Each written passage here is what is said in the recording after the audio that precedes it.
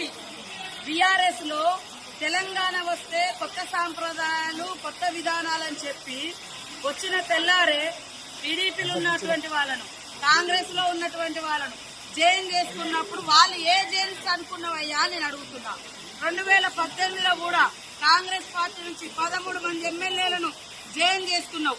ఇవాళ వాళ్ళ పార్టీ నుంచి రాగానే ఇవాళ రకరకాలు మాట్లాడుతున్నారు. ఫస్ట్ నీ పార్టీలో జైన్ చేసుకున్నటువంటి వాళ్లకు ఏ జీన్స్ ఉన్నాయని నువ్వు జైన్ చేసుకున్నావు. నీకు చిత్తశుద్ధి ఉంటే ఇవాళ కోర్టులో పోయి కొట్లాడుతున్నావు కదా, మరి ఆ రోజు వెంటనే తీసుకొని మంత్రులుగా కూడా చేసారు. ఏది నీ నీతి అంటున్నా కేటీఆర్, నీ నీతి నీ రీతి ఏదయ్యా? ఆ రోజు తలసాని శ్రీనివాస్ యాదవ్ ను సవితా ఇంద్రారెడ్డిని తీసుకొని ఎమ్మెల్యేలుగా తీసుకొని అదే గవర్నర్ దగ్గర తీసుకుపోయి అత్యంత నీచంగా హేయంగా నువ్వు మంత్రి పదవులు కూడా ఇచ్చి రాజ్యాంగాన్ని ఉల్లంఘించిన నువ్వు ఇవాళ రాజ్యాంగ ధర్మాసనం కాడిపోయేటువంటి అర్హత నీకుందా? ఫస్ట్ ఇప్పటికైనా నేను సవాల్ చేస్తున్నా.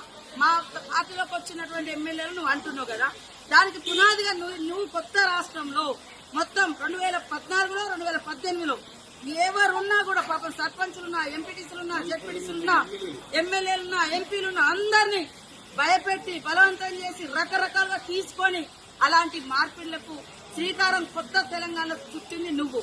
నీకు రాజ్యాంగం మీద గౌరవం ఉంది.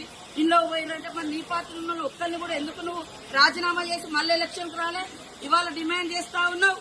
అదే కాకుండా ఇప్పటికి మీరు సవాల్ చేస్తున్నావు. మీ పార్టీలో ఇతర పార్టీ నుంచి వచ్చిన వాళ్ళు ఇప్పుడు కూడా గెలిచిన్నారు, వాళ్ళని కూడా రాజీనామా చేయించు.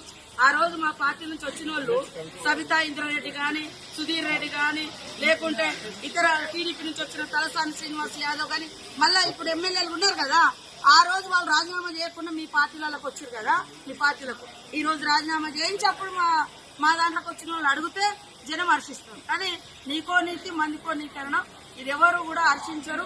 కాబట్టి ఆ యూట్యూబ్లు పెట్టుకొని చూపించుకున్నంత మాత్రాన ఎవరు ఏదో పేడి ఆర్టిస్టులతో మాట్లాడిస్తే అది కాదు. కాబట్టి ప్రజలకు తెలుసు నువ్వేం మాట్లాడి, నువ్వు 10 ఏళ్ళ అధికారంలో నువ్వేం చేసినావు పబ్లిక్ తెలుసు. కాబట్టి అది మర్చిపోయి ఇతరులను ప్రశ్నించే నైతిక అర్హత నీకు లేదు.